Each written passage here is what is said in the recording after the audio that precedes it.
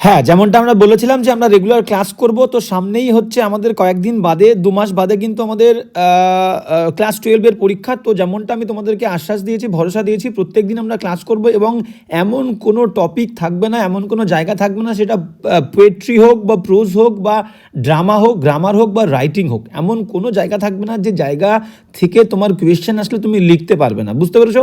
তো প্রত্যেকটা টপিক আমরা একদম ক্রিস্টাল ক্লিয়ার একদম আলোচনা করব, একদম সোজাভাবে আলোচনা করব এবং সবাই যারা এতদিন ফাঁকি দিয়ে এসছো আমি তাদেরকেও বলবো তোমরা এমন কোনো কোয়েশ্চেন থাকবে না, আমি একদম 100% গ্যারান্টি দিয়ে বলছি, এমন কোনো জায়গা থাকবে না যেখান থেকে কোয়েশ্চেন আসলে তুমি কিন্তু অ্যাটেন্ড করতে পারবে না। তাই সবাইকে বলবো রেগুলার ক্লাস করো এবং এরপর থেকে আমি একটা ডিসিশন নিয়েছি যে WBT এর যে টেস্ট পেপার তোমাদের আছে সেই WBT এর টেস্ট পেপার একদম পেজ ধরে ধরে বা স্কুল ধরে ধরে আমরা কিন্তু পুরো সমস্ত কোয়েশ্চেনগুলো সলভ করব। এই সাজেশনে তোমাদের রায়টা কি সেটা কিন্তু আমাকে অবশ্যই কমেন্ট করে বলবে। সবাইকে বলবো রেগুলার ক্লাস করো এবং তোমরা ডিফারেন্স বুঝতে পারবে যে কোনো জায়গা থেকে কোয়েশ্চেন আসলে তোমরা কিন্তু অ্যাটেন্ড করতে পারবে। চলো ফার্স্ট কি বলছে দেখো, আজকে আমরা করবো হচ্ছে শ্যালাই কম্পেয়ার দিয়ে। আর একটা কথা তোমাদের বলে রাখি যে তোমাদের সুবিধার্থে কিন্তু আমি একটা টেলিগ্রাম গ্রুপ খুলেছি, তো ডিসক্রিপশনের গ্রুপের লিঙ্ক পেয়ে যাবে। যার যে কোনো ধরনের সমস্যা আমাকে কিন্তু গ্রুপে জয়েন হয়ে বলবে, সেই সমস্যা নিয়ে কিন্তু আমি আলোচনা করবো, ক্লাস করবো। ক্লিয়ার? তো আজকে আমাদের আলোচনার টপিক হচ্ছে কি, আজকে আমাদের আলোচনার টপিক হচ্ছে shall I compare thee to a summer's day. মানে এটা একটা পোয়েট্রি, শেক্সপিয়ারের লেখা। তো এই পোয়েট্রি বা সনেট, ক্লিয়ার? তো সনেটটাই কিন্তু আমরা আজকে আলোচনা করবো। দেখো প্রথমে আমরা সনেটটা পড়বো, পড়ে পুরোটা বুঝবো সুন্দর করে, ছোট যেহেতু, এবং তারপরে আমরা পুরো ফুল MCQ এখান থেকে কী কী আসতে পারে করবো। ক্লিয়ার? সমস্ত টপিক আমি দায়িত্ব নিলাম তোমাদের কমপ্লিট করে দেবো।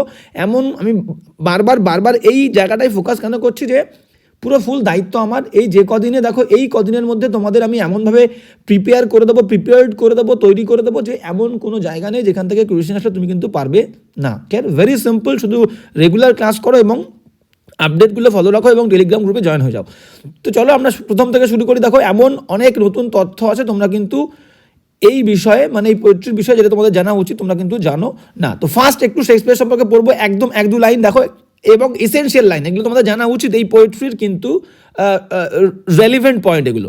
তো ফার্স্ট কি বলছে দেখো, বলছে শেক্সপিয়ার যে কিনা জন্মগ্রহণ করেছিল কি 1564 এবং 1616-তে মারা গেছিল। ক্লিয়ার?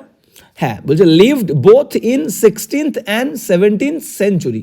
তো বলছে দুটো তিনি শেক্সপিয়ার কিন্তু দুটো যে সেঞ্চুরি, 16th সেঞ্চুরি এবং 17th সেঞ্চুরি, দুটো সেঞ্চুরিতেই কিন্তু তিনি বেঁচে ছিলেন। এবার কেন ছিলেন, কীভাবে সেটা সম্ভব? একদমই সম্ভব, কারণ আমরা জানি যে দেখো 1501 থেকে আমরা যদি দেখি যে 1501 থেকে 1600 পর্যন্ত এটাকে আমরা বলি কি, এটাকে আমরা বলি হচ্ছে 16th সেঞ্চুরি। এবার 1601 থেকে 1700 পর্যন্ত এই যে টাইম স্প্যান, এটাকে আমরা বলি হচ্ছে 17th সেঞ্চুরি। ক্লিয়ার? তাহলে দেখো ডেট অফ বার্থ দেখো 1564, তার মানে কি 1600-র মধ্যে পড়ে গেল, এবং 1601 থেকে 17th সেঞ্চুরি শুরু হচ্ছে, তাহলে 1616-তে মারা গেছিলো, তার মানে হলো 16th সেঞ্চুরিতেও বেঁচে ছিল, 17th সেঞ্চুরিতেও কিন্তু তিনি বেঁচে ছিলেন এবং তার কাজগুলো আমরা পেয়ে থাকি। তো এই হচ্ছে ফার্স্ট লাইন, এই কারণেই বললাম ইম্পর্টেন্ট এই বিষয়টা জানার।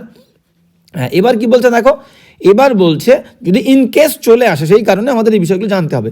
সেকেন্ড লাইন কি বলছে দেখো, সেকেন্ড লাইন বলছে হি বিলংড, তিনি বিলং করতেন বোথ টু এলিজাবেথান এজ। দেখো যেমন সাহিত্যের ইতিহাসে আমরা বাংলা সাহিত্যের ইতিহাসেও পেয়ে থাকি মধ্যযুগ, আধুনিক যুগ পেয়ে থাকি, তো ঠিক সেরকম ইংলিশ বা ইংরেজি সাহিত্যেও কিন্তু তোমাদের বিভিন্ন এরা থাকে, বিভিন্ন যুগ থাকে, সেটা এলিজাবেথান যুগ। তিনি এলিজাবেথান যুগেও ছিলেন, যে এলিজাবেথান যুগ ছিল, তোমাদের এত কিছু এই সালগুলো মেনশন করার দরকার নেই, মনে রাখার দরকার নেই, ঠিক আছে? 1558 থেকে 1603 অ্যান্ড জেকোবিয়ান এজ, এই জেকোবিয়ান এজেও কিন্তু তিনি ছিলেন। তাহলে মেইনলি এলিজাবেথান এজে ধরা হয়, কিন্তু জেকোবিয়ান এজেও কিন্তু শেক্সপিয়ারের লেখা আমরা পেয়ে থাকি। তো এই দুটো মাথায় রাখবে। এবার কি বলছে দেখো, হিজ মোস্ট রিমার্কেবল ট্র্যাজেডিজ, তাহলে তিনি অনেক সনেটস লিখেছে, নাটক লিখেছেন, নাটকের ভাগই হচ্ছে ট্র্যাজেডি এবং কমেডি, তিনি ট্র্যাজেডি লিখেছেন। ট্র্যাজেডির মধ্যে ইম্পর্টেন্ট কী কী আছে দেখো, ইম্পর্টেন্ট হ্যামলেট বলতে পারি, ওথেলো বলতে পারি, কিং লিয়ার বলতে পারি, ম্যাকবেথ তোমরা পড়েছো 11-এ। ক্লিয়ার? অ্যান্টনি অ্যান্ড ক্লিওপেট্রা, এগুলো ট্র্যাজেডি। এবার কি বলছে দেখো, দ্য মোস্ট রিমার্কেবল কমেডিজ, হাসির যে নাটক সেগুলো হলো কি, আর কি হলো, midsummer night's dream, as you like it, the merchant of Venice, etcetera. Clear? এগুলো হচ্ছে কমেডি আর ট্র্যাজেডি। তোমাদের একবার পড়ে রাখা ভালো, অবশ্যই উচিত, ঠিক আছে? দিতেই পারে যে শেক্সপিয়ারের লেখা একটা নাটকের একটা কমেডি, নিচের অপশনগুলো দিল কোনটা, বা একটা নাটকের নাম বলো। ক্লিয়ার? তো একটা ট্র্যাজেডির নাম বলো, একটা কমেডির নাম বলো।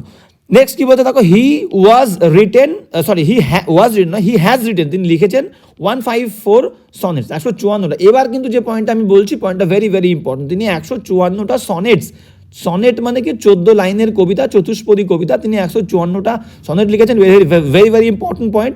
And out of this sonnets, এই 154টা সনেটের মধ্যে 126টা 126 are addressed to a fair young man, মানে একটা সুন্দর দেখতে পরিষ্কার যে ইয়ং ম্যান, একটা পুরুষ মানুষকে অ্যাড্রেস করে কিন্তু লেখা হয়েছে 154টার মধ্যে 126টা। ক্লিয়ার? তাহলে বাকি থাকছে কটা?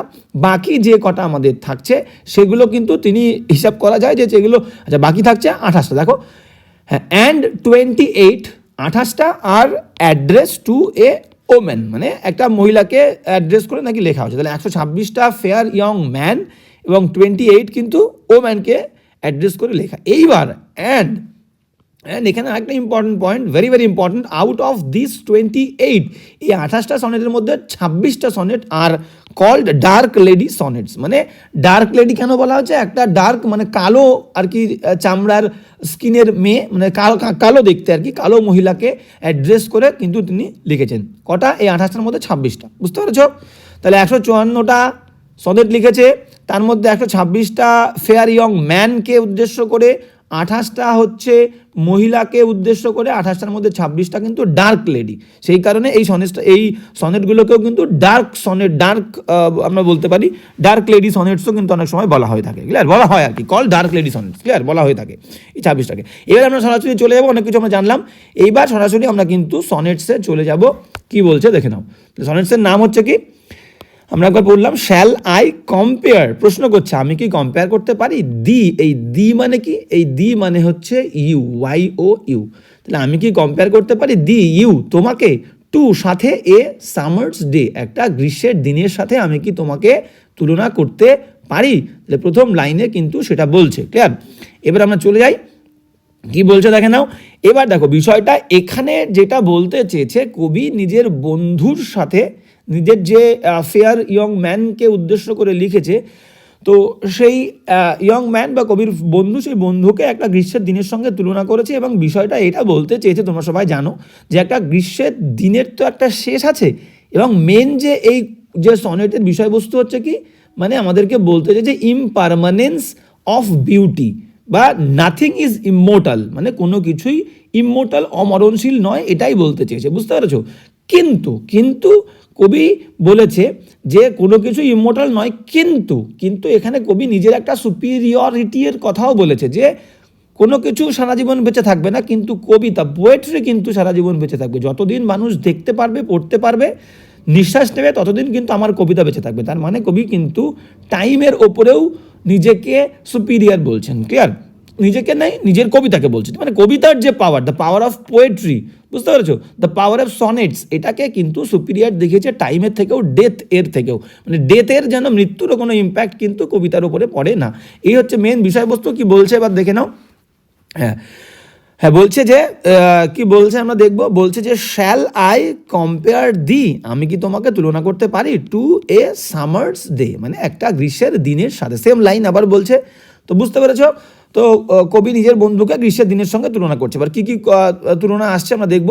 তো নেক্সট লাইন কি বলছে দেখে নাও। নেক্সট লাইন বলছে যে দাও আর মোর লাভলি, তুমি আরও বেশি লাভলি, মানে কি গ্রীষ্মের থেকেও আরও বেশি, অনেক লাভলি, অনেক সুন্দর, অ্যান্ড মোর টেম্পারেট, অনেক বেশি কোমল।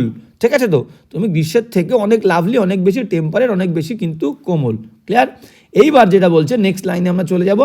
নেক্সট লাইন যেটা আমাদেরকে বলছে, কি বলছে দেখো, বলছে রাফ উইন্ডস। এবার কেন কোমল, কেন বেশি লাভলি, এটা বোঝাতে গিয়ে কবি কি করবে, কিছু তুলনা, কিছু ডিফেক্ট কিন্তু তুলে আনছে। বুঝতে পেরেছো? মানে গ্রীষ্মকালের যে কিছু ডিফেক্ট আছে, সেই ডিফেক্টের কারণেই গ্রীষ্মকালের থেকে তুমি যেন আরও অনেক বেশি সুন্দর। বুঝতে পেরেছ?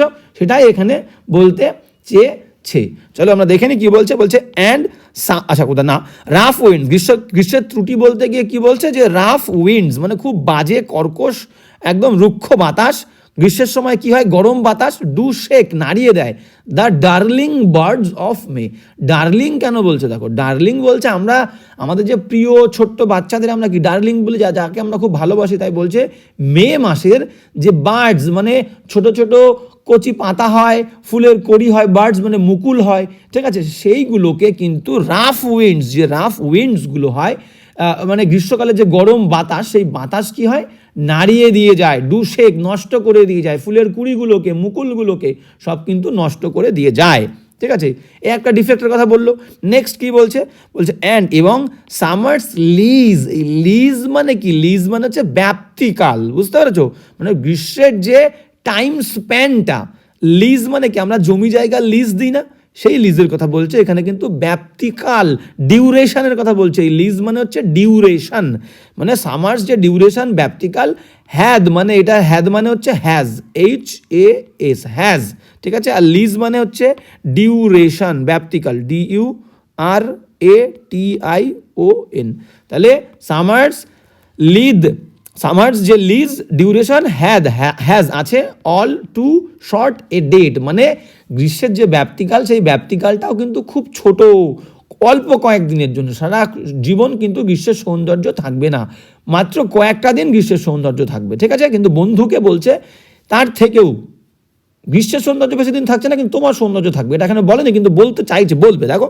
হ্যাঁ, নেক্সট কি বলছে দেখো, নেক্সট বলছে যে আরও তুলনা বলছে, গ্রীষ্মের আরও ডিফেক্ট এখানে তুলে ধরেছে যে সামটাইমস মাঝে মাঝে টু হট খুব গরম, the eye of haven.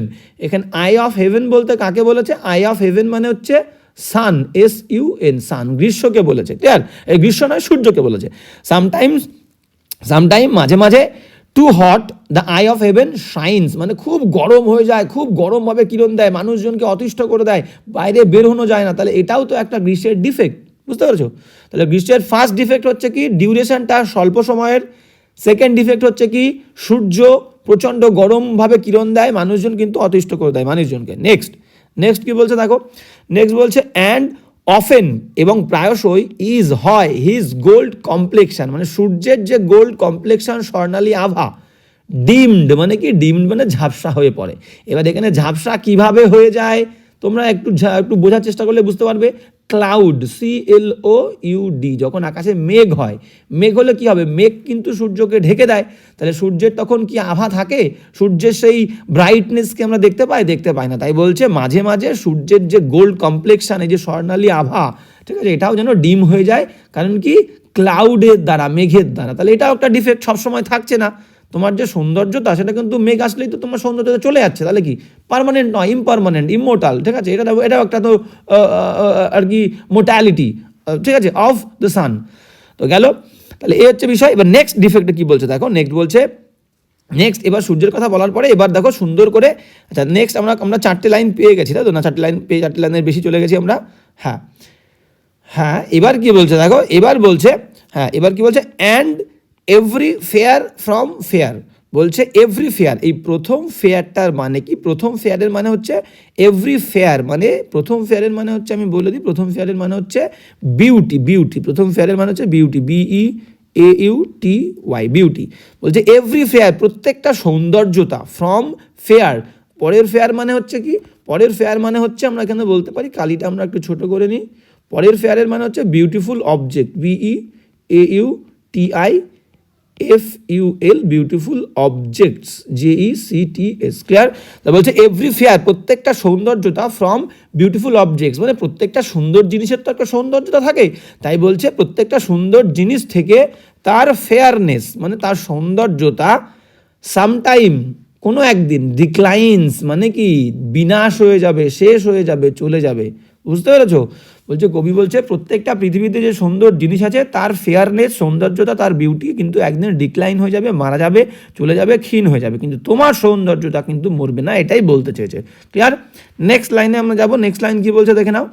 Next line বলছে বাই চান্স, তাহলে এই যে প্রত্যেকটা সুন্দর জিনিস থেকে তার সৌন্দর্যতা চলে যাবে, এটা বাই চান্স, হঠাৎ করে হতে পারে, চান্সের কারণে হঠাৎ, অথবা নেচার্স চেঞ্জিং কোর্স, মানে প্রকৃতির যে নিয়ম, যে সময় বাড়লে মানুষের চামড়া কুঁচকে যাবে, মানুষ বৃদ্ধ হয়ে যাবে, চুল পেকে যাবে, তাই তো, তো এই বিষয়টা, এটা কি বলছে, নেচার্স চেঞ্জিং কোর্স, মানে প্রকৃতির যে পরিবর্তনের ধারা বা নিয়ম, ঠিক আছে, সেই নিয়মটা আনট্রিমড করে দেবে। আনট্রিম মানে কি, অসুসজ্জিত করে দেবে, সব এলোমেলো করে দেবে, এলোমেলো, এলোমেলো। ট্রিম মানে কি, আমরা দাড়ি, আমাদের যে বিয়ার্ড ট্রিম করি না, ট্রিম করি মানে কি সুসজ্জিত করা, ট্রিমিং মানে সুসজ্জিত, আর এটা সেই সুসজ্জিত ভাবটাকে এলোমেলো করে দেবে। তাই বলছে বাই চান্স হতে পারে এই সৌন্দর্য নষ্টটা, বা নেচার্স চেঞ্জিং কোর্স বা প্রকৃতির পরিবর্তনের ধারা বা নিয়ম, এটা কিন্তু সৌন্দর্যটাকে আনট্রিমড, এলোমেলো কিন্তু করে দেবে। বুঝতে পেরেছো? এবার পরের লাইনে চলে যাব। বাট কিন্তু দায়, এই দায় মানে কি, দায় মানে হচ্ছে ইয়োর, YOUR, দায় মানে your, your eternal, eternal summer, eternal মানে চিরন্তন, তোমার যে চিরন্তন গ্রীষ্মকাল, এবার বলতে চাইছে দেখো, বাট দায় ইটারনাল সামার, তোমার চিরন্তন গ্রীষ্মকাল, শ্যাল নট ফেড, কখনোই ফেড মানে বিবর্ণ হবে না, তোমার যে গ্রীষ্মকাল সেই গ্রীষ্মকাল কখনো বিবর্ণ হবে না, তোমার সৌন্দর্য কোনো দিন মুছবে না, তোমার সৌন্দর্য হচ্ছে ইটারনাল এবং ইমমোর্টাল, অমরণশীল এবং চিরন্তন। বুঝতে পেরেছো? সবার সৌন্দর্য চলে যাবে কিন্তু তোমার সৌন্দর্য চলে যাবে না, এটা কবি বলছে। কিভাবে দেখো সেটাও বলে দেবে। মানুষ কিন্তু একদিন মারা যাবেই, কিন্তু তা সত্ত্বেও তোমার সৌন্দর্য, তুমিও মানুষ কিন্তু তোমার সৌন্দর্য মরবে না, সেটা কিভাবে কবি বলছে দেখো।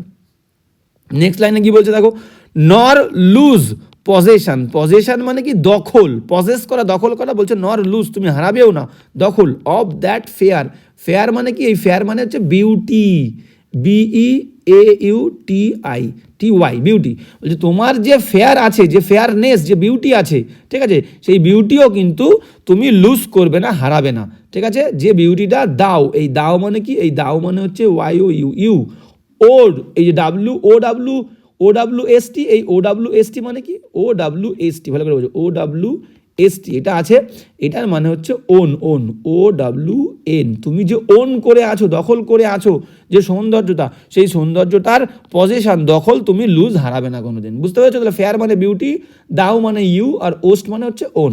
গেল। এইবার যেটা তুমি ওন করেছো, আমরা বলি না এই গাড়িতে আমি ওন করি।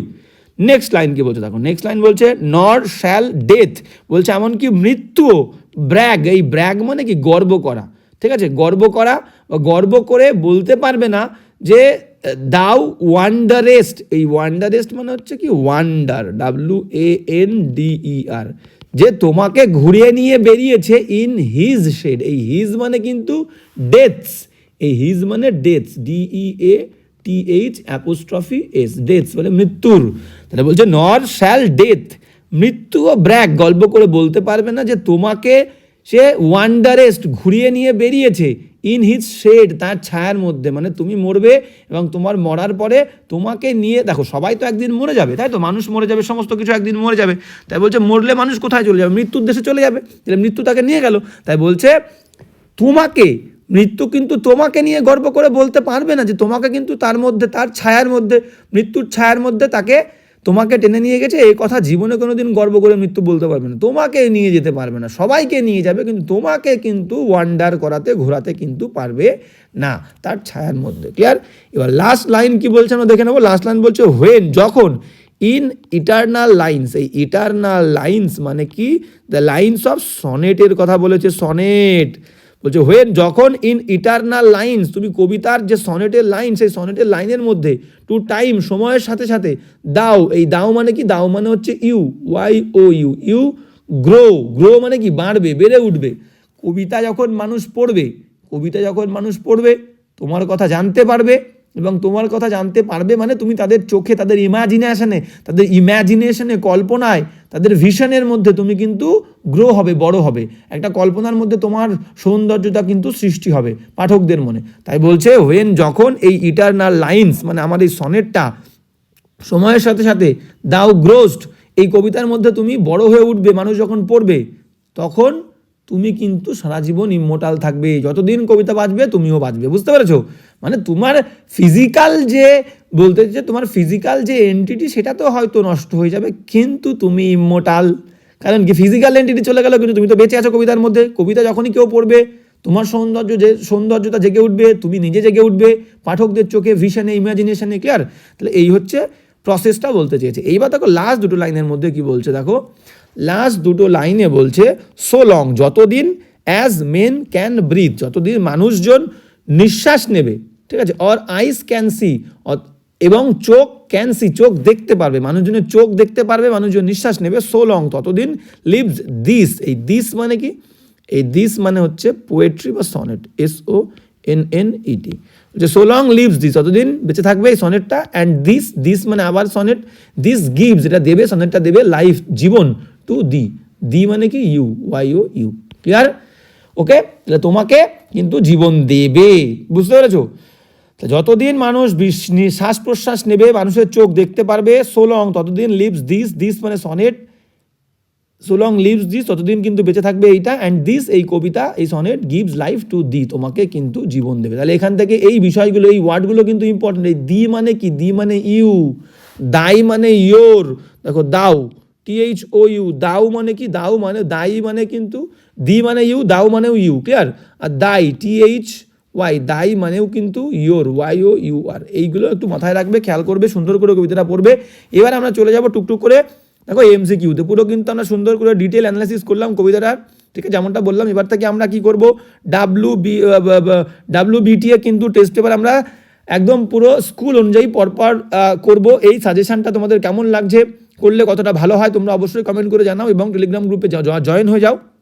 তোমাদের রেসপন্স ভালো পেলে আমি কিন্তু প্রত্যেকদিন WBTA পরপর সিরিজ অনুযায়ী পরপর স্কুল অনুযায়ী কিন্তু আমরা আলোচনা করবো। ফার্স্ট কোয়েশ্চেন কি বলছে দেখো, MCQ first question number 1, very important, বারবার বলছি, very important. Shall I compare thee to a summer's day, আমরা কি তুলনা করতে পারি তোমাকে একটা গ্রীষ্মের দিনের সঙ্গে? ইজ রিটেন বাই, কে লিখেছে?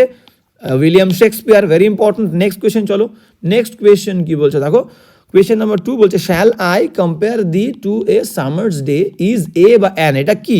এটা একটা ওড মানে কি? ওড মানে আমরা বলতে পারি এটা একটা গীতি কবিতা, যেটা কোনো একটা অবজেক্টকে নিয়ে, কোনো একটা পাখিকে নিয়ে, কোনো একটা গাছকে নিয়ে লেখা হয়, সেটাকে আমরা ওড বলি। তাহলে এটা ওড নয়। এলিজি মানে শোকগাথা, কেউ মারা গেলে তাকে উদ্দেশ্য করে আমরা লিখি। ড্রামাটিক মনোলগ মানে নাটকে আমরা এটা দেখি, নাটকে একজন ক্যারেক্টার নিজে কোনো একটা সিচুয়েশান, একটা ক্রিটিক্যাল সিচুয়েশানে নিজে বিভিন্ন কথা বলে, একটা স্পিচ দেয়, এবং সেই কথা বলার মধ্যে দিয়ে তার চারিত্রিক বৈশিষ্ট্য ফুটে ওঠে, সেটাকে আমরা ড্রামাটিক মনোলগ বলি। এটা হচ্ছে না তাহলে সনেট, এটা হচ্ছে সনেট 14 লাইনের একটা কবিতা, ক্লিয়ার হয়ে গেল?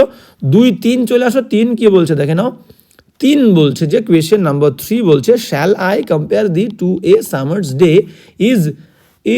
ইজ সনেট নাম্বার, মানে সনেট নাম্বার কত? এটা সনেট নাম্বার 18, তোমরা সবাই জানো। তাহলে A is the correct answer. তাহলে এখানে আমাদের 154টা সনেট কিন্তু শেক্সপিয়ার লিখেছেন, তার মধ্যে 126টা হচ্ছে কি young man, YOUNG, young fair, young ম্যানকে লেখা, ঠিক আছে। আর বাদ বাকি 28টা হচ্ছে ওম্যানকে,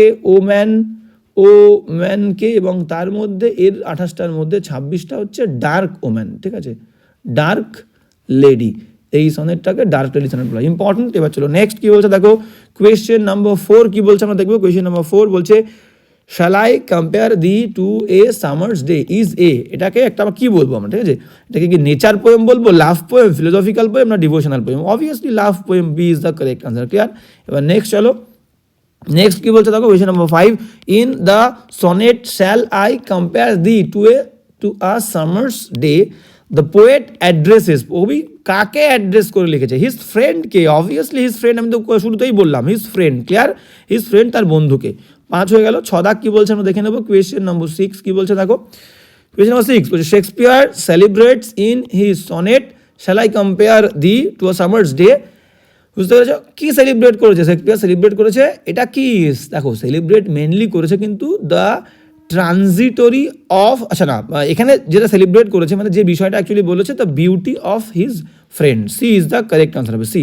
ওকে, জীবনের, এটা তো তিনি অবশ্যই বলেছেন যে জীবন যে ট্রানজিটরি, দেখো ফার্স্ট অপশন যেটা আছে, দ্য ট্রানজিটরি অফ লাইফ, মানে হ্যাঁ, মানে বলতে চেয়েছে জীবনের যে স্বল্পতা, সেটা তো অবশ্যই বলেছেন, কিন্তু তার পাশাপাশি মেন ফোকাসটা তার কিসে ছিল? তার ফোকাস ছিল বিউটি অফ হিজ ফ্রেন্ড, তার বন্ধুর যে বিউটি, সেটা কিন্তু সেলিব্রেট করেছে, ক্লিয়ার গেল? 6-এর C is the correct answer হবে, এটা ইম্পর্টেন্ট হবে, সঠিক উত্তর। এবার কি বলছে, কোয়েশ্চেন নাম্বার 7 বলছে, কোয়েশ্চেন নাম্বার 7 কি বলছে, shall I compare thee to a summer's day, গেল বলছে ইজ অ্যান এ কি, এটা কি বলছে, Horatian ode, Petrarchan sonnet, Shakespearean sonnet, Shakespearean, C is the correct. Shakespeare লিখেছে মানে শেক্সপিরিয়ান সনেট, ঠিক আছে, বাদ বাকি আমাদের দেখা দরকার নেই। Spenserian sonnet, Petrarchan sonnet, Horatian sonnet, কিন্তু ওয়ার্ড দরকার নেই আমাদের। তাহলে 7-এর C is the correct answer, Shakespearean sonnet. বাদ বাকি এগুলো ডিটেলস আমরা আলোচনা করলে তোমাদের মাথায় গন্ডগোল হবে। পেট্রার্ক, আচ্ছা এখান থেকে একটুখানি বলে দিই, পেট্রার্কান সনেটটা তোমাদের জানা উচিত, ক্লিয়ার? এই পেট্রার্কান সনেটটা হচ্ছে কাকে বলে? পেট্রার্কান সনেটে 8টা লাইন থাকে, এটাকে আমরা বলি অক্টেভ। Octave, OCTAVE, octave. আর লাস্টে থাকে 6টা লাইন, 14টা লাইনকে আমরা সনেট বলি। তো এটাকে বলে সেস্টেট, SES, সেস্টেট, TAT। এই ভাগ থাকলে সেটাকে আমরা পেট্রার্কান সনেট বলি, ক্লিয়ার? অক্টেভ আর সেস্টেট থাকে, মানে প্রথম 8টা লাইনকে আমরা অক্টেভ বলি, শেষের 6টা লাইনকে আমরা কিন্তু সেস্টেট বলি, ক্লিয়ার? এই হচ্ছে পেট্রার্কান সনেটের ভাগ। 7 নাম্বার হয়ে গেল। এবার 8 নাম্বারে চলে যাবো। কোয়েশ্চেন কি বলছে দেখো, কোয়েশ্চেন নাম্বার 8 বলছে কি, দ্য পোয়েম বিগিনস উইথ, কবিতাটা শুরু হয়, ঠিক আছে, একটা মেটাফর দিয়ে, সিমিলি দিয়ে। কারণ কি, কম্প্যারিজন দেখে আমরা দেখতে পাই, কম্প্যারিজন, সিমিলি, মেটাফর আর সিমিলি সেম জিনিস। এই সিমিলির মধ্যে কিন্তু যখন আমরা তুলনা করব, লাইক শব্দ, LIKE, লাইক থাকবে, অ্যাজ থাকবে, লাইক অ্যাজ। মানে আমি মনে করো আমি বললাম you are like, LIKE, you are like a bird, you are like a bird, BIRD। তাহলে এখানে ইউকে পাখির সঙ্গে তুলনা করছি এবং লাইক প্রেজেন্ট আছে। তাহলে কোনো দুটো ব্যক্তির মধ্যে, বা দুটো ব্যক্তি নয়, একটা মানুষকে যদি অন্য কোনো অবজেক্ট বা পশুর সঙ্গে তুলনা করি, সেখানে লাইক থাকবে বা অ্যাজ থাকবে, সেটাকে আমরা বলবো সিমিলি, ক্লিয়ার? আর মেটাফর কাকে বলবো? মেটাফর যখন আমাদের এই লাইক বা অ্যাজ থাকবে না। আমি বললাম ডাইরেক্ট যে you are a bird, BIRD।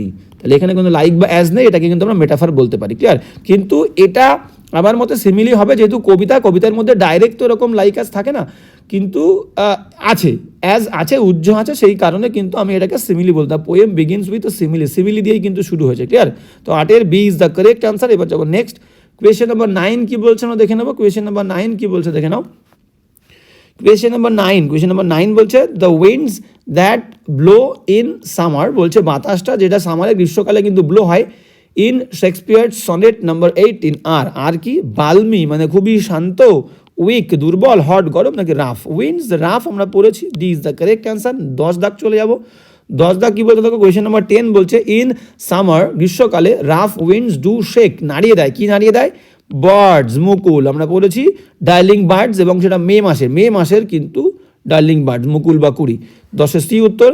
হ্যাঁ, 11 দাগে চলে যাব। 11 দাগ কি বলছে দেখে নাও। 11 দাগ আমাদের যেটা বলছে, কোয়েশ্চেন নাম্বার 11 বলছে the darling birds are shaken by rough winds, যে ডার্লিং বার্ডসকে নাড়িয়ে দিয়ে যায়, নষ্ট করে দিয়ে যায় রাফ উইন্ডস, ইন কোন মাসে? মার্চ, এপ্রিল না May? Darling birds of May আমরা জানি, C is the correct answer. তাহলে 11 সি উত্তর। এবার চলো নেক্সট 12 দাগ কি বলছে দেখে নেবো আমরা। Question number 12। কোয়েশ্চেন নাম্বার 12 বলছে দাও, দেখো দাও, এই দাও মানে কি? দাও মানে কিন্তু YOU। দাও আর মোর লাভলি, তুমি আরো অনেক বেশি লাভলি, অ্যান্ড টেম্পারেট, নাতিশীতোষ্ণ, কোমল, ক্লিয়ার? টেম্পারেট মানে কি? না, একদম কোমল, শান্ত স্বভাবের, ক্লিয়ার? খুব সুন্দর এবং শান্ত স্বভাবের। হিয়ার দ্য ওয়ার্ড দাও রেফার্স টু, তাহলে বললাম দেখো যে ওয়ার্ডগুলো ইম্পর্টেন্ট। দাও মানে ইউ, এবং কাকে? দাও মানে কাকে বুঝিয়েছে? দ্য পোয়েটস ফ্রেন্ড হবে, দ্য পোয়েটস ফ্রেন্ড। দেখো D is the correct answer. দাও মানে তুমি, দ্য পোয়েটস ফ্রেন্ড, বুঝতে পারছো? কিন্তু দাওয়ের কিন্তু এক্সাক্ট মিনিং কিন্তু ইউ, এটাও ইম্পর্টেন্ট, মাথায় রাখবে, কোয়েশ্চেন কিন্তু আসতেই পারে। 12 ডি উত্তর। এবার যাবো নেক্সট কি বলছে দেখো। হ্যাঁ, কোয়েশ্চেন নাম্বার 13 বলছে সামার্স লিজ লাস্ট, সামার গ্রীষ্মকালের যে ব্যাপ্তিকাল, তাহলে লিজ মানে বলেছিলাম কি? Duration, DURATION। সামার্স যে ডিউরেশন, সেটা শর্ট লিভড, শর্ট, অল্প সময়ের জন্য বলেছিলাম, আমরা বলেছিলাম for a short live, too short life. ওখানে কি ছিল আমরা দেখেছিলাম যে হ্যাঁ, শর্ট টাইমের জন্য, ঠিক আছে, শর্ট পিরিয়ড বা শর্ট টাইমের জন্য কিন্তু সামারের যে লিস্টটা, ডিউরেশনটা, সেটা কিন্তু লাস্ট করে বা টিকে থাকে বা থাকে, বিরাজ করে, কি? আর 13 এ ইজ দ্য কারেক্ট আনসার। এবার যাবো নেক্সট, গেল কোয়েশ্চেন নাম্বার 14। কোয়েশ্চেন নাম্বার 14 বলছে the month refer to by the poet in the sonnet is. হ্যাঁ, তাহলে এখানে কি মাস বলেছে? গ্রীষ্মকালের কথা মে মাস বলেছে, এই ইজ দ্য কারেক্ট আনসার। এটা আমাদের দেখার দরকার নেই, অবশ্যই দেখার দরকার আছে। কোয়েশ্চেন নাম্বার 15 কি বলছে দেখো। কোয়েশ্চেন নাম্বার 15 বলছে the eye of heaven in Shakespeare sonnet number 18 refers to. Eye of heaven মানে আমরা বলেছি যে আই অফ হেভেন মানে হচ্ছে the sun, A is the correct answer. 16 দাগে চলে যাবো আমরা। কোয়েশ্চেন নাম্বার 16 কি বলছে দেখে নাও। কোয়েশ্চেন নাম্বার 16 বলছে হিজ গোল্ড কমপ্লেক্সন ডিমড, তার স্বর্ণালী আভা ঝাপসা হয়ে যায়। হিয়ার হিজ বলতে রেফার্স টু, আবার সেই দ্য সান হবে, A is the correct answer. 16 হয়ে গেল। 17 কি বলছে আমরা দেখে নেবো। Question number 17। হ্যাঁ, কোয়েশ্চেন নাম্বার 17 বলছে the word dimmed suggests that the sun. তাহলে ডিমড মানে কি? ডিম সাজেস্ট করে, তার গোল্ড কমপ্লেক্সন ডিমড হয়ে যায়, তার মানে কি? বললাম মেঘে, আমি বলে দিয়েছি কিন্তু, has been covered by clouds, মানে যখনই বর্ষা মেঘলা মেঘলা আবহাওয়া হয় তখন সূর্য ঢেকে যায়, তাহলে C is the correct answer, মেঘ দিয়ে ঢাকা পড়ে যায়। 17 সি উত্তর। এবার যাবো নেক্সট 18 কি বলছে দেখে নাও। কোয়েশ্চেন নম্বর 18 বলছে দ্য পোয়েট থিংস, কবি মনে করে, দ্যাট যে দ্য সামার গ্রীষ্মকালের যে সিজনটা ইজ কি হয়? পারফেক্ট, লং, ট্রানজিটরি না ভেরি টেম্পারেট? ট্রানজিটরি মানে স্বল্প সময়ের, বললাম না, short lived, for a very short period, clear? Transitory হবে। 18 C is the correct answer. লংও হবে না, পারফেক্ট তো নয়, ত্রুটি তো আছেই, বুঝতে পেরেছো? এবার নেক্সট কী বলছে দেখো, কোয়েশ্চেন নাম্বার 19 বলছে নেচার্স চেঞ্জিং কোর্স, প্রকৃতির যে পরিবর্তনের ধারা সেটা হয়, এইচএসে কিন্তু 18-22 এসছে। কি বলছে? প্রকৃতির যে পরিবর্তনের ধারা সেটা কি করে? ঝাপসা হয়, টেম্পারেট না, টেম্পারেট তো কবির ফ্রেন্ড, ডিম তো ঝাপসা হয়ে সহ্য, তাহলে আনট্রিমড। আমি বললাম না, প্রকৃতির পরিবর্তনের ধারা সেটা কিন্তু সমস্ত সুন্দর জিনিসকে ট্রিম থেকে আনট্রিমড করে দেয়, ঠিক আছে? অসুসজ্জিত করে দেয়, এলোমেলো করে দেয়। 19-এর সেই উত্তর। এবার যেমন নেক্সট কী বলতে থাকো, question number 20 the poet imagines that, কবি কল্পনা করে যে হিজ ফ্রেন্ড, তার বন্ধু, পজেসেস, দখল করে, ইটার্নাল সামার, নো গ্লোরি, কোনো গ্লোরি, তার মধ্যে কোনো মাধুর্যই নেই, মোমেন্টারি হ্যাপিনেস, স্বল্প সময়ের সুখ বা চার্ম, না, ইটার্নাল সামার, একদম চিরন্তন গ্রীষ্ম, মানে ইমোর্টাল যে বিউটি তার মধ্যে রয়েছে। তাহলে 20 উত্তর, ইটার্নাল সামার, যেটা আমরা কবিতায় পেয়েছি। নেক্সট কী বলছে দেখে নেবো, কোয়েশ্চেন নাম্বার 21 বলছে দ্য ফ্রেজ, এই ফ্রেজটা eternal summer suggest, eternal summer বলতে কি বোঝানো হয়েছে? ইটার্নাল সামার বলতে আমরা কি বুঝেছি? পোয়েটস ডেথ, কবির মৃত্যু, না। ইউথফুলনেস অফ পোয়েটস ফ্রেন্ড, একদম তাই, ইউথফুলনেস, কবির যে যৌবনতা, ঠিক আছে, যৌবন অফ, কবির বন্ধুর যে যৌবন, সেই যৌবনকে বলেছে eternal summer. Eternal summer actually কবির বন্ধুর যে যৌবন সেটাকে বলেছে সৌন্দর্য, the beauty of his friend, ঠিক আছে, the fairness of his friend, ঠিক আছে। বাদ বাকি ট্যালেন্ট অফ পিপলস ফ্রেন্ড হবে না, ডেথ অফ পোয়েটস ফ্রেন্ড হবে না, ক্লিয়ার? তাহলে 21-এর B is the correct answer. যেমন নেক্সট ভেরি ইম্পর্টেন্ট, প্রত্যেকটা কোয়েশ্চেন আমি বারবার বলছি, সবাইকে সুন্দর করে কিন্তু পড়বে, প্রত্যেক দিন ক্লাস করো, আমি তোমাদের সঙ্গে আছি একদম শেষ দিন পর্যন্ত। প্রত্যেক দিন আমরা রেগুলার ক্লাস করবো, WBT আমরা কমপ্লিট করবো, প্রত্যেক দিন সিরিয়াল ওয়াইজ, স্কুল ওয়াইজ, সব প্রত্যেকটা পেজ আমি তোমাদের কমপ্লিট করে দেবো। ক্লাস রেগুলার ফলো করো, টেলিগ্রাম গ্রুপে জয়েন হও, যার যা প্রবলেম আছে সব আমাকে দাও। আর রাইটিং কিন্তু আমরা ভেরি ইম্পর্টেন্টলি, রাইটিংটাকে আমরা খুব সুন্দরভাবে কভার করব, খুব সাজেস্টিভলি পড়বো, কোন কোন টপিকগুলো ইম্পর্টেন্ট সেই টপিকগুলো ইম্পর্টেন্ট করবো, এবং লাস্ট আমরা একটা সাজেশন করবো রাইটিং নিয়ে, ক্লিয়ার? তো 22 কী বলছে দেখে নাও। 2 বলছে কি, বাট দাই, কিন্তু তোমার ইটার্নাল সামার, চিরন্তন গ্রীষ্ম, শ্যাল নট ফেড, কিন্তু কখনো বিবর্ণ হবে না। বাট দাই, এখানে দাই রেফার্স টু, দাই মানে বললাম আবার কি, এই দাই মানে কিন্তু ইয়োর, YOUR, দাই মানে ইয়োর, লিটারাল মিনিং।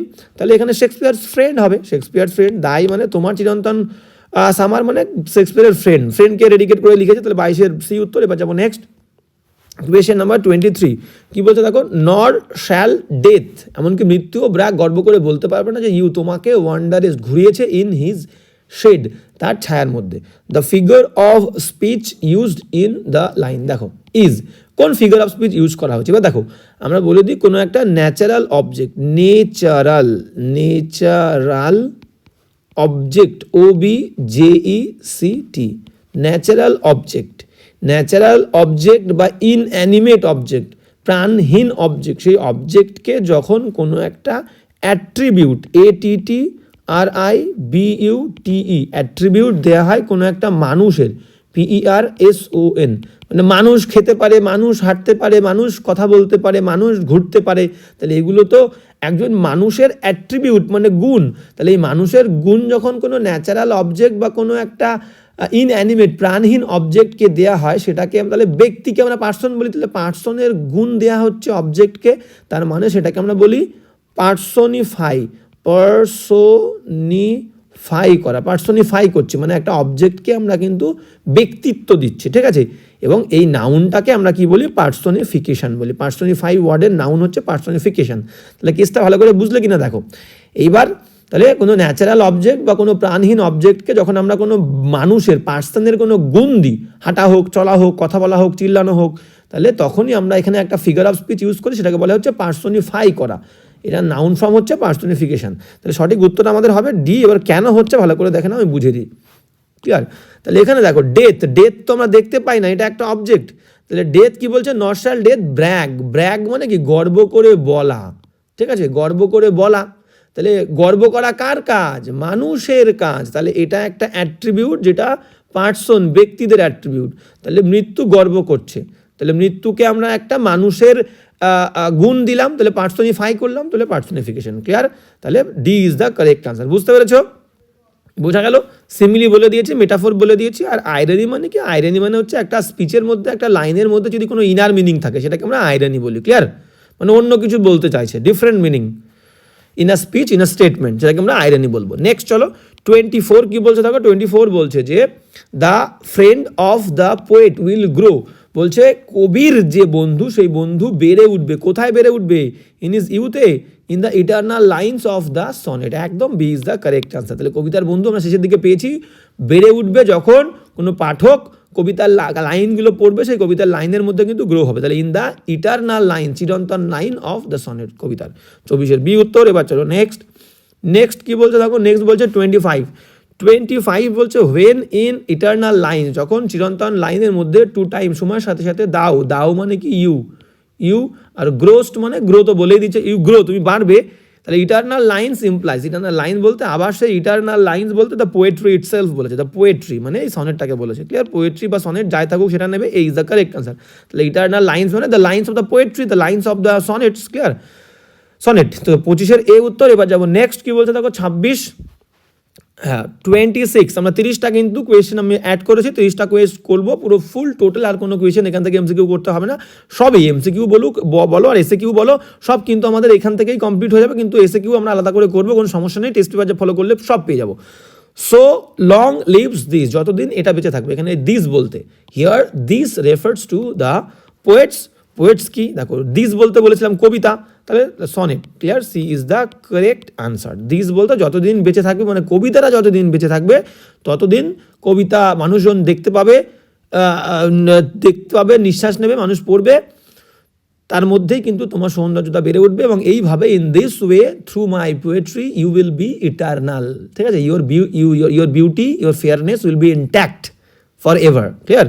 তো 26 C is the correct answer. এবার 27 দাগ কি বলছে দেখে নাও, 27 বলছে this gives life to thee. এই দি মানে কি, দি মানে ইউ, তোমাকে বলেছিলাম, তোমাদের বলেছি। তাহলে দিস, এই দিস মানে কি, এই দিস মানে হচ্ছে পোয়েট্রি বা সনেট, সনেট SONNET, সনেট। তাহলে সনেটটা তোমাকে লাইফ দেবে। লাইফ হিয়ার সাজেস্ট, লাইফ বলতে কি, লাইফ মানে সৌন্দর্যতা, বিউটি, ফেয়ারনেস। ঠিক আছে? কি বলছে দেখে নি। তাহলে রেজারেকশন মানে কি, নবজাগরণ। আচ্ছা, ইমমর্টালিটি, আচ্ছা ইমমর্টালিটি, এখানে লাইফ বলতে আমরা অ্যাকচুয়ালি দেখো, এখানে লাইফ বলতে যেটা বলতে চেয়েছি, এখানে তোমাকে জীবন দেবে, তার মানে কি, তুমি তো মরছো না, তার মানে তুমি হচ্ছে ইমমর্টাল, ইমমর্টাল, MORTAL। তাহলে জীবন মানে অবশ্যই সৌন্দর্যতা দিচ্ছে, ইউথফুলনেস দিচ্ছে, কিন্তু অ্যাকচুয়ালি ইমমর্টালিটি দিচ্ছে তোমাকে, তোমাকে জীবন দিচ্ছে, মানে তোমাকে ইমমর্টালিটি, অমরত্ব দিচ্ছে। ক্লিয়ার? তাহলে আমরা এখানে ইউথ বলবো না, আমরা কিন্তু ইমমর্টালিটিকে হাইলাইট করবো। ঠিক আছে? ইউথ তো অবশ্যই দিচ্ছে, কিন্তু এটা ইম্পর্টেন্ট, ইমমর্টালিটি। তোমাকে লাইফ দিচ্ছে মানে তোমাকে ইমমর্টালিটি দিচ্ছে। ক্লিয়ার? তাহলে আমরা এখানে ইউথটা না নিয়ে 27 কিন্তু B is the correct answer নেব। নেক্সট কি বলছে দেখে নাও। হ্যাঁ, নেক্সট বলছে যে 28 দাগ 28 বলছে the sonnet shall I compare thee to a summer's day is by tone. হ্যাঁ, এটা কোন ধরনের একটা কবিতার মধ্যে কিসের টোন পাওয়া যায়? অপটিমিস্টিক মানে আশাবাদী। ঠিক আছে? আর হ্যাঁ দেখো, অপটিমিস্টিক মানে আশাবাদী, আর পেসিমিস্টিক মানে কিন্তু আমরা বলতে পারি যে নিরাশাবাদী। তাহলে অপটিমিস্টিক আশাবাদী টোন পাই, পেসিমিস্টিক নিরাশাবাদী টোন পাই, আর স্টোইকাল মানে কি, স্টোইক মানে একদম নির্বিকার যাকে বলি। ঠিক আছে? যার মধ্যে কোনো ফিলিংস নেই, মানে দুঃখ কষ্টের প্রতি যার কোনো ফিলিংস নেই, সেরকম কি একটা মনোভাব পাই, তাকে কমিক্যাল হাস্যকর মনোভাব পাই। তাহলে অবশ্যই একটা আশাবাদী মনোভাব আমরা দেখতে পাই, একটা আশা খুঁজে পাই যে মানুষ মরে যাবে, সৌন্দর্যতা মরে যাবে, সব কিছু শেষ হয়ে যাবে, কিন্তু আমার বন্ধু কিন্তু মরবে না, বন্ধু অমর থাকবে, বন্ধুর সৌন্দর্যতা কিন্তু ইমমর্টাল থাকবে, ইটার্নাল থাকবে। তাহলে এটা একটা আশা। তাহলে এখানে একটা অপটিমিজম আমরা পাচ্ছি, অপটিমিস্টিক। তাহলে বলবো এই টোনটা। ক্লিয়ার? তাহলে ও স্টোইক হচ্ছে না, পেসিমিস্টিক হচ্ছে না, কমিক্যাল হচ্ছে না। ক্লিয়ার? মাথায় রাখবে কিন্তু এই টার্মগুলো। স্টোইক মানে কি নির্বিকার, যার দুঃখের কষ্টের কোনো ফিলিংস নেই, পেসিমিস্টিক নিরাশাবাদী, কমিক্যাল হাস্য, আর অপটিমিস্টিক মানে আশাবাদী। গেল। আর 29 কি বলছে দেখে নাও, 29 হ্যাঁ, কোয়েশ্চেন নাম্বার 29 কি বলছে, Shakespeare belongs to dash period. তোমাদেরকে বলেছিলাম, দেখো সেই ইম্পর্টেন্ট, প্রথমে শুরুর দিকটা তোমরা অনেকে পড়তে চাও না।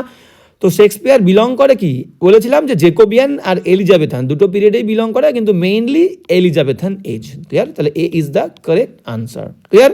তাহলে 29-এর এ উত্তর। এবার যাবো নেক্সট কি বলছে দেখো, নেক্সট বলছে লাস্ট কোয়েশ্চেন, শেষ কোয়েশ্চেন 30, বলছে poet's friend will live in this world. কবির বন্ধু বাস করবে এই পৃথিবীতে।